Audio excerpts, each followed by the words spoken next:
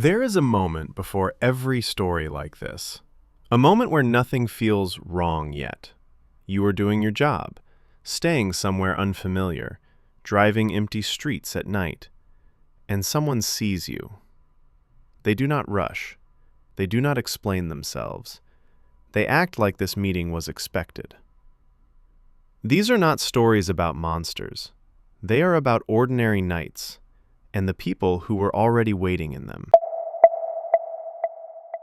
This happened during the summer when I was 21 years old and still in college.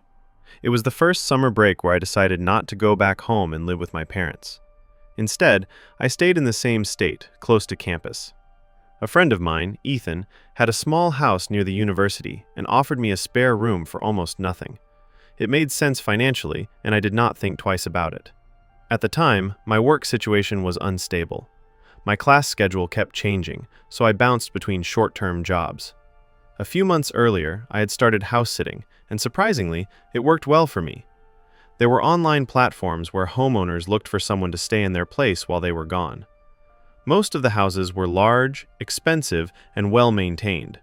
Sometimes I took care of pets, sometimes just plants. The job barely felt like work. I got paid, and I stayed in nice homes for days, sometimes weeks. This assignment came just a few days after summer break began. I met the homeowners the day before they left. Their names were Mark and Lindsay, a couple in their early 30s, polite, calm, friendly. Nothing about them stood out. But when I arrived at the property, I immediately felt confused. The house was small, old, sitting alone on open land near the edge of a quiet rural town. No close neighbors, no fences, no streetlights nearby. It did not fit the type of place that usually hired a house sitter. They also told me they would only be gone for 4 days. At first, I assumed it was easy money. Toward the end of the meeting, they explained why they wanted someone staying there. During the day, my responsibilities were simple. Water the plants, make sure nothing went wrong with the house. At night, they said I should be more cautious. They mentioned that unknown people had occasionally been seen nearby. Nothing had happened, no confrontations, no damage, but they preferred having someone inside while they were away. They kept downplaying it, reassuring me, saying they were probably overreacting, saying it was nothing to worry about. At the time, I accepted that explanation. It was not until the next day, after they had already left, that it began to feel strange. The house felt isolated in a way that was difficult to describe.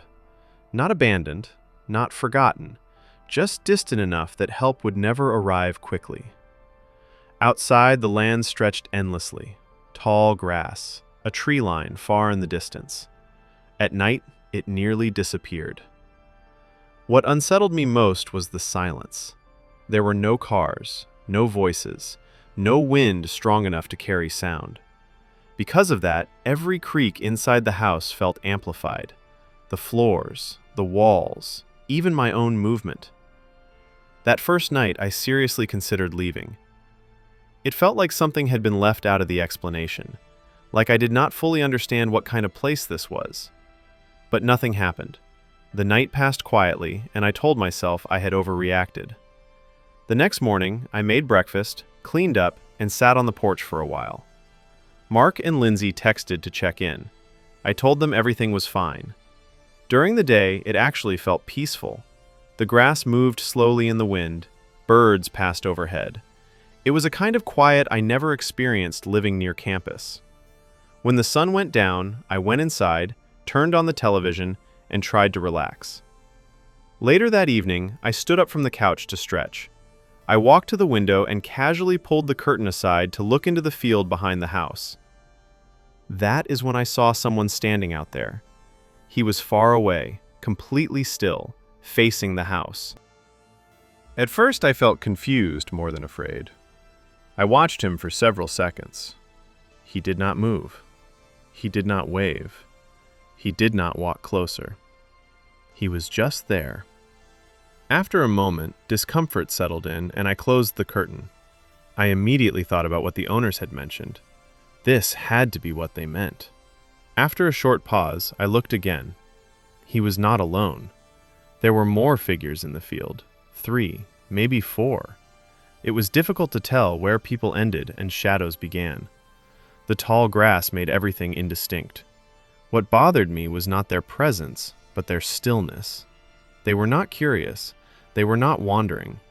They looked like they had already decided to be there. I texted the homeowners right away and told them there were multiple people standing outside watching the house. The response I received caught me off guard. They said the people never did anything, that they had come around before, that I should just ignore them.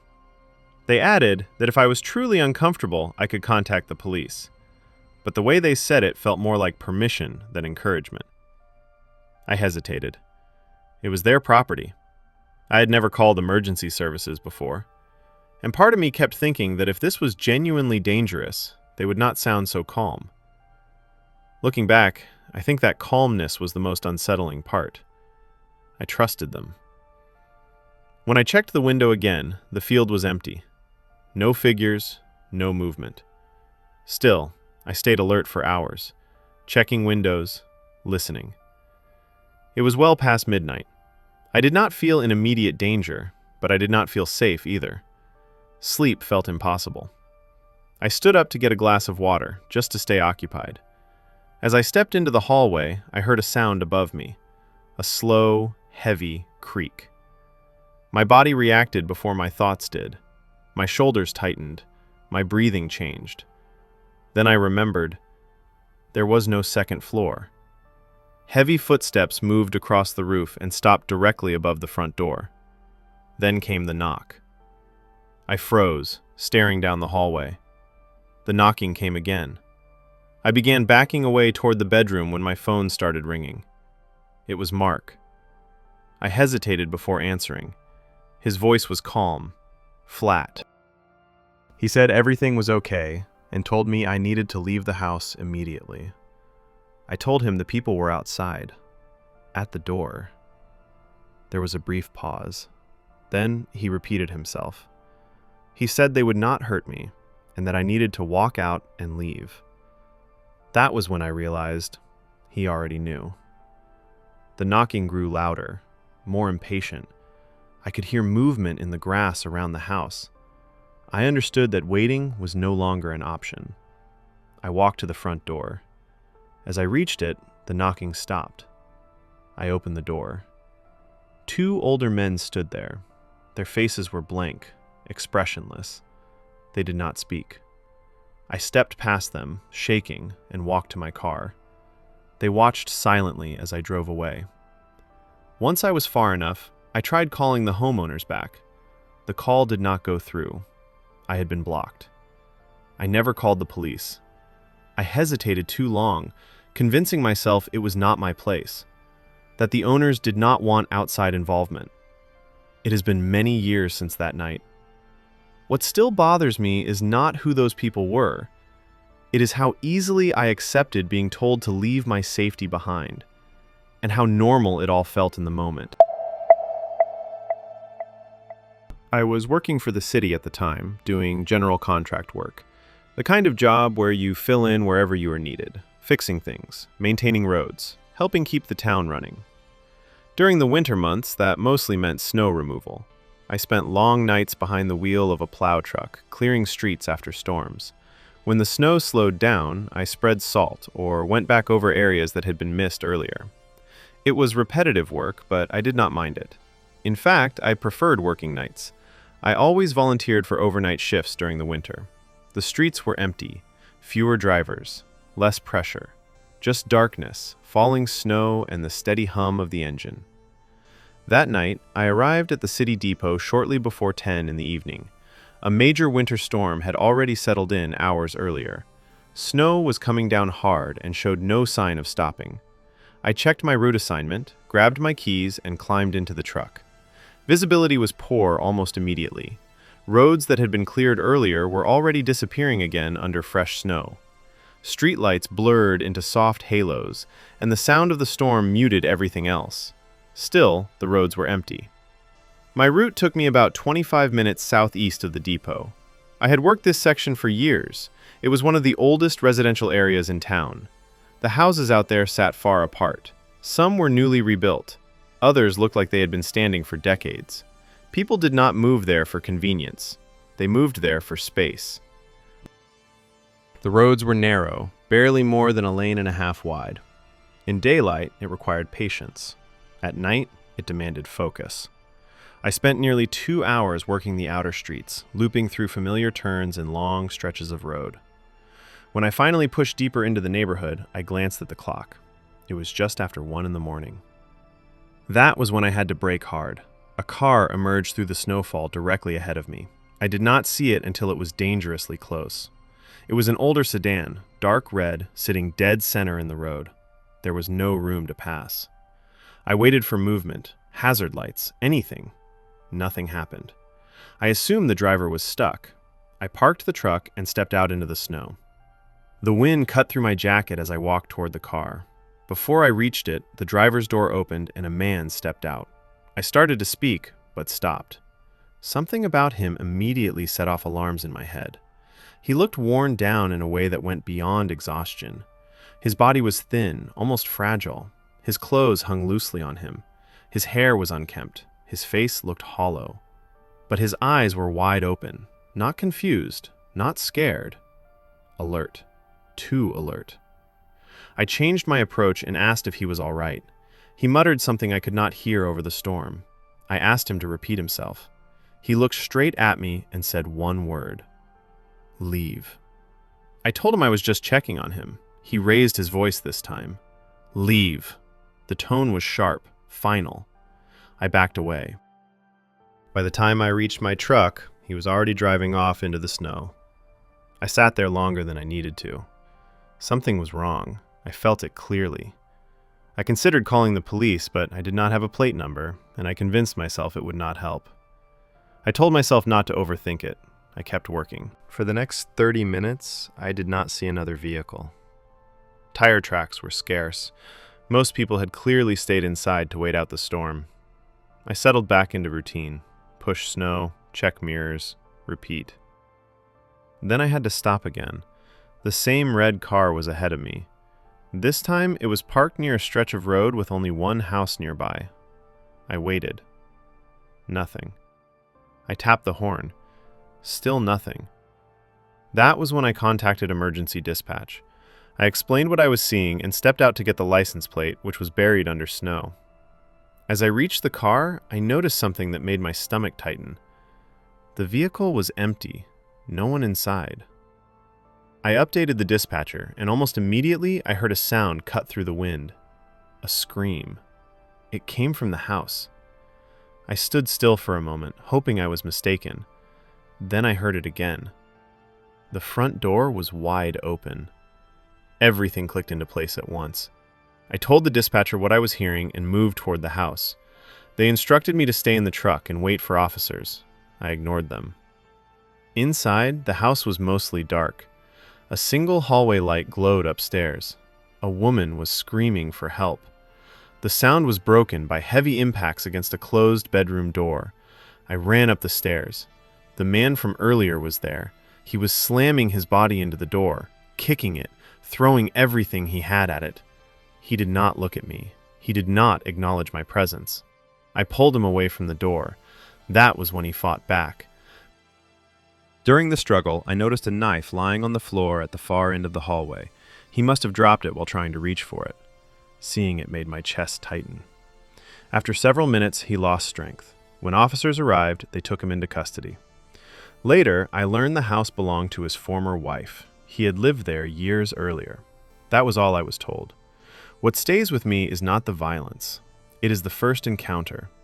I felt something was wrong, and I chose not to act. I never believed it could escalate that quickly. Everyone survived that night. But I do not ignore my instincts anymore. Not long ago, I started working overnight as a delivery driver. After spending several years driving passengers, I wanted something quieter, less talking, less unpredictability. This job felt like a good change. The position was listed as a flexible delivery role. I used my own car, chose my hours, and picked up packages from a distribution center to drop them off around town. I almost always chose overnight shifts. The pay was better, and the work was usually easier. Most nights were simple. Pick up packages, follow the route, drop them off, repeat. Nearly all of the deliveries came from a large online retailer. Because the program was still relatively new, the routes were often poorly planned. Stops were spread far apart, sometimes requiring long drives for a single package. That night, I started later than usual. It was close to midnight when I arrived at the distribution hub, loaded my car, and headed out. The first few deliveries went smoothly. Nothing unusual. Then I saw the next address. It was far, much farther than the others. Roughly a 40-minute drive from my previous stop. I did not mind the pay, but it was still a long drive for one box. The route took me through a part of town I did not know well. Not somewhere I spent time, not somewhere I felt comfortable lingering. When I looked at the label, I noticed a unit number. That usually meant an apartment complex. Those deliveries were always a hassle. Locked lobbies, restricted package rooms, missing access codes. Something always went wrong. When I pulled up, I could tell immediately this was going to be one of those stops. The building was old, run down, the kind of place that looked like it should have been condemned years ago. A few windows were lit, but the rest of the building was dark. The area was silent. No one outside, no movement. I grabbed the package and walked around to the side entrance, looking for a package room. The door was locked. No instructions, no access code. I circled back to the main entrance. That door was locked too. In situations like that, the procedure was simple. Leave the package outside the door and move on. While I was standing there, a man approached me. He was tall, wearing a heavy winter coat. He looked to be in his early 50s, with a gray beard and a calm expression. He greeted me casually. I nodded and stepped aside, assuming he was trying to get inside. But he did not move past me. He stopped and stood uncomfortably close. I apologized and stepped farther back, explaining that I was just dropping off a delivery. He said it was fine and asked how my night was going. He stayed right where he was. That was when I realized, very slight emphasis, he was not waiting to enter the building. He was trying to talk to me. It felt strange. We were alone. It was the middle of the night. There was no reason for small talk. I answered vaguely, said I was running behind schedule, and started walking back toward my car. He followed. Not quickly, just a few steps behind me, still asking questions about my job, as if I had not just told him I needed to leave. I got into my car and pulled away. I told myself it was nothing, just an awkward interaction. But the location made it harder to shake. A few minutes later, I pulled over to reorganize my packages and check the next stop. One delivery was about 15 minutes away. I turned my signal on to merge back onto the road. I saw headlights approaching in my mirror and waited for the car to pass. Instead, the car slowed down. Then it pulled onto the shoulder directly behind me. I did not wait to see what would happen. I merged back onto the road and kept driving. I told myself it had to be a coincidence. The next delivery brought me to a normal house in a quiet residential neighborhood. Everything looked ordinary, calm. I walked up the driveway with the package. Less than half a minute later, headlights appeared at the end of the street. I glanced over my shoulder and saw a car creeping forward. When it stopped directly behind my vehicle, my stomach dropped. I had not clearly seen the car earlier, but this felt intentional. The timing was too precise. And then I saw the driver. It was the same man from the apartment building. The moment our eyes met, I knew I needed to leave. I ran. He moved his car forward, blocking mine, and stepped out just as I reached the driver's seat. The friendly expression he had earlier was gone. He looked angry. He ran up to my window and started striking the glass with his fist. I tried to reverse, but he moved in front of the car, screaming. The words made no sense. They did not sound like sentences, just noise, disconnected sounds. I backed up until there was enough space. He turned and ran back to his car. I sped past him. I knew he would follow, so I called emergency services and told them everything. They said an officer was nearby and instructed me to keep driving while updating my location. After a short time, I noticed the car was no longer behind me. I met with an officer soon after. I assumed that would be the end of it. I was wrong. The man had ordered the package delivered to the apartment building using a fake unit number, but he used his real name. Officers found him the next day, still hanging around the complex waiting for another delivery. When questioned, they said he was mentally unstable and could not provide a clear explanation for his actions. That answer did not make me feel better. What stuck with me was how random it was, how easily I could have been trapped simply by doing my job. If I had not gotten away, there would have been nothing stopping him from doing whatever he intended. And that is the part I still think about. Subscribe for more real horror stories. Like the video if you felt this fear too.